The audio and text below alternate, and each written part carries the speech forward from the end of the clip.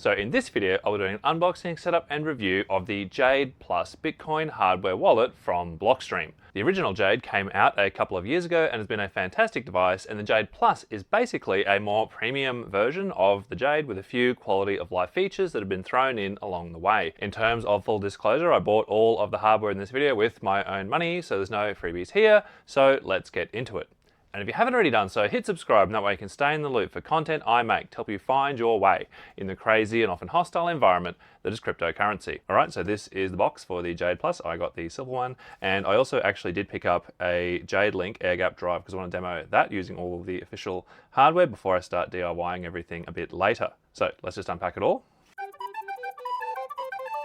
Okay, so this is everything that comes in the box. Basically, we have a basic setup guide as well as an information sheet. We've actually got a nice array of recovery sheets, both standard written recovery sheets as well as compact seed QR for both 12 and 24 word seeds. So that is quite nice. We've got some stickers. We've got a USB to USB-C cable. We've got a lanyard. And here we have the actual Jade Plus itself. And the interface here for the Jade Plus is pretty straightforward. We've got a button on the front, two buttons on the top, power button on the bottom, camera on the back, and a USB-C socket on there, as well as a little spot to hook a lanyard on. So let's just turn it on. And there we go.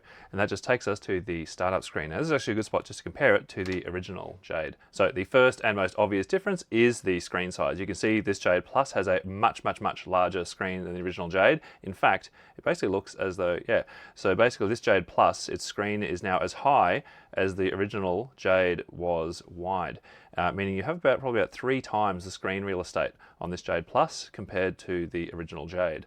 One of the other differences you'll notice here is this one just has 2 buttons to navigate through the menu, whereas this Jade, the original, actually had like this sort of rocker switch at the top. The Jade Plus is actually much thinner than the original, and in terms of the casing, this one was just held together using standard screws that were really easy to just undo and open up, whereas the casing on this one here doesn't look like you could easily disassemble it and put it back together without damaging it, which was certainly not the case for the original Jade. And in addition to the external changes that you can just see by looking at it, there's actually some important changes under the hood for the Jade Plus. Basically, the Jade Plus is running a newer version of the microcontroller that the original Jade was using. And what that means is the ESP32S3 that is in this device is able to do things like process video and photos at a higher resolution, meaning that this should actually scan QR codes better than the original Jade did.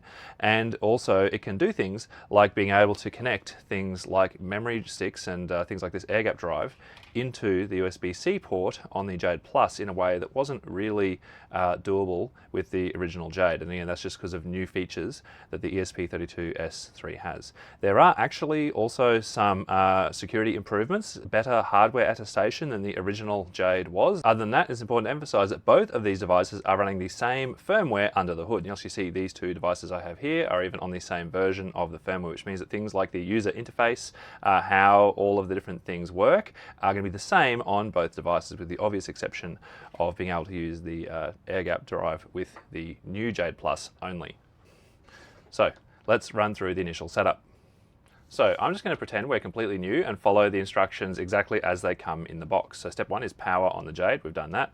Step 2 is select set up Jade. So basically I'll just select set up Jade, navigating the menu using these 2 buttons, and then use the middle button to select. And it wants us to go to this website, but I'm just going to follow the instructions as they are on this sheet, because I'm sure that's what a bunch of people are going to do. So I'll just say continue. I will say begin setup. And I will say that I want to create a new wallet. And it's going to give me a recovery phrase. So I'm going to write that down. Okay, so we will confirm word 3, which is canon, which is dose. So we confirmed 4 out of the 12 words. It's not great, but at least it's better than nothing. So basically we are done with this for now, so I'll put that to the side. So now we have to choose how we would like to connect. Now, for the sake of simplicity, I'm actually going to go with the official Blockstream Green wallet app. So I'll just install that. So get started. So don't collect data. Okay, here we go. So basically now in Blockstream Green, I'll just say I have a hardware wallet that I want to connect Jade, And basically, I need to go into this Jade and say Bluetooth. I'll have to give Bluetooth permissions on this thing. And there we go. So we can actually see the Jade there. So I'll select it. So it's giving me the pairing request. I should see the same. So I'll say pair. And I should see the same number on both devices. I'll just say pair and I'll choose confirm. There we go. So Jade plus connected. So let's do a genuine check. Say sign genuine check. Yes, this is a new feature. Your Jade is genuine. Continue with Jade. So now we have to say we want to create PIN. So we'll say continue over here on the phone. And this is where we set our PIN. Now, for the sake of simplicity, I'm just going to set this to 1, 2, 3, 4, 5, 6. There we go. So that is done. We can see that is active now. So our initialization is complete and the seed has been saved to the device. Now it's just refreshing all of our accounts. Welcome to your wallet. Create account. So I'm just going to choose a standard account. And there we go. And it's upselling me a Jade Plus, even though I have a Jade Plus already. Okay, so if I want to send some funds to that Jade, I can just say receive, and basically then it will show me the address here on the phone, but I don't want to scan this off there because a huge part of the benefit of a hardware wallet is verifying the address on here. So I will say verify on device. So basically I want to make sure that this address I'm seeing over here matches this one here in the app, as well as verifying that the address that I scanned off this QR code also matches what I was seeing over here on the Jade. Nothing funny is going on in this app. Okay, so I have verified that. And if I go back in here, we can actually see that unconfirmed transaction has appeared in green straight away, which is great. And if I want to send those funds back, basically I can just go here into Blockstream Green, choose send, choose to scan a QR code. There we go. I can just say send all, just say next. And basically then these are the details of the transaction. So if I say slide to send, so this is nice. It actually lets me send an unconfirmed transaction, which is great.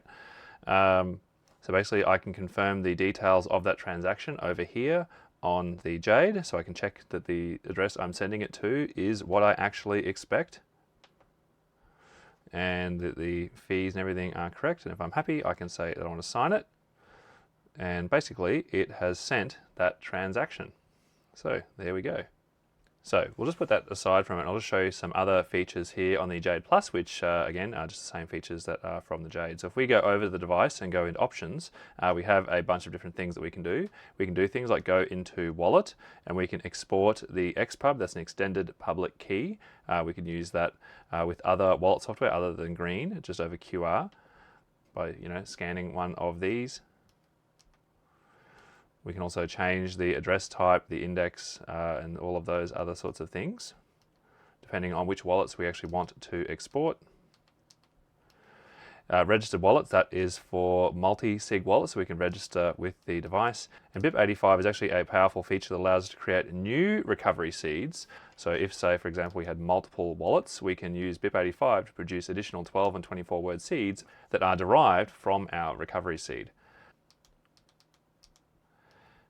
We can also go into device and see settings like timeout, Bluetooth on and off, display brightness, things like that. We can factory reset the device or just view information about the device. The USB storage feature is new, so we'll give that a go in a minute.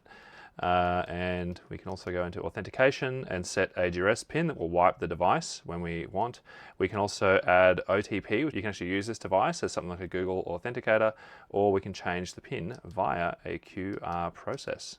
All right, so that was pretty much the simplest process that you could use to set up the device to be able to receive funds and send funds, just using all the defaults, which are perfectly fine with the companion app on your phone, or you could use Green on your desktop. Like, the experience is basically the same over USB. So now we're going to do something that is quite a bit more advanced. We're going to be using the Jade Plus with the Sparrow wallet, but rather than just connecting it over USB, which is the simplest and easiest way to do it, I actually want to give the QR code functionality and the enhanced camera on the Jade Plus a bit of a test. best, as well as the USB-based air gap functionality and signing transactions over USB. Okay, so let's start with this.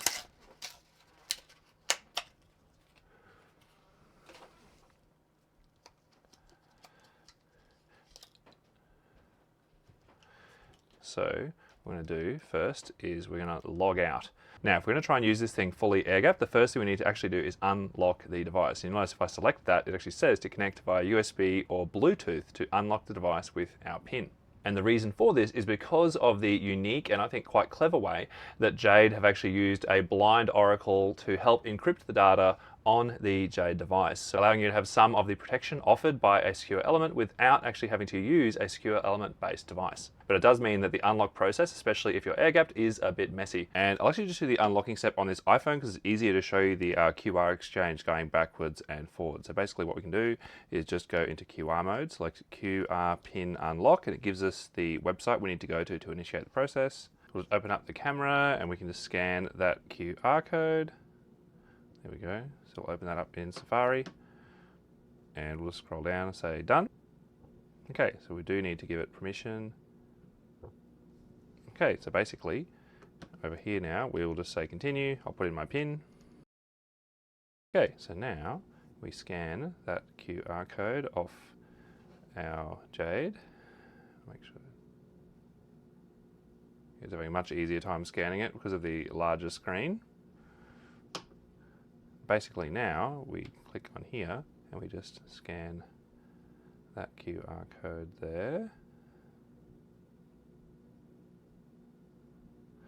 And there we go. So the device is unlocked and ready to use. So what we can do from here is we can just open up Sparrow.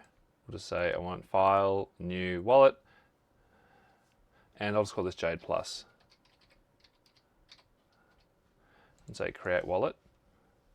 So I'll select that I have an air-gapped hardware wallet. I'll select Jade and choose to scan.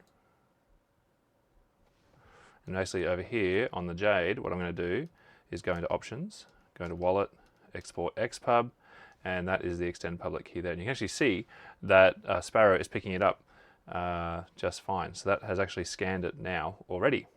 So if I now say apply, don't worry about a password. And if we go into transactions, we can actually see those two transactions that we made before in the Blockstream app, though both of them are obviously unconfirmed. So pretty much what I can do now is if I wanted to receive funds onto here again, I can go to the Receive tab in Sparrow. And what I can do on the Jade is actually scan QR. And I can actually just scan the QR code off the screen. There you go. I've just scanned that QR code off the screen in Sparrow, and I can say I want to verify address. So that's the address that's asked me to verify. I can just say yes, please do that, and it's actually verified that address. Okay, so I sent some more Bitcoin to that verified address. Let's have a go at making a transaction and signing it using this little USB device. So I'll just put in my tip address there, and we'll just say max, and I'll say create transaction. So let's say finalize for signing. So I'll just plug in this little memory stick here. This is just a standard USB-C memory stick. Anyone would do just fine. And look, we're going to say save transaction, and we are just going to save it straight to Jade link. It's called tip.psbt. So I'll say save. And once that stops flashing, we'll be able to remove it. So I'll just pull that out.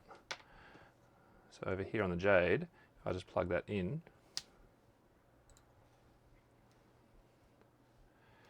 Go over to options, USB storage, say sign.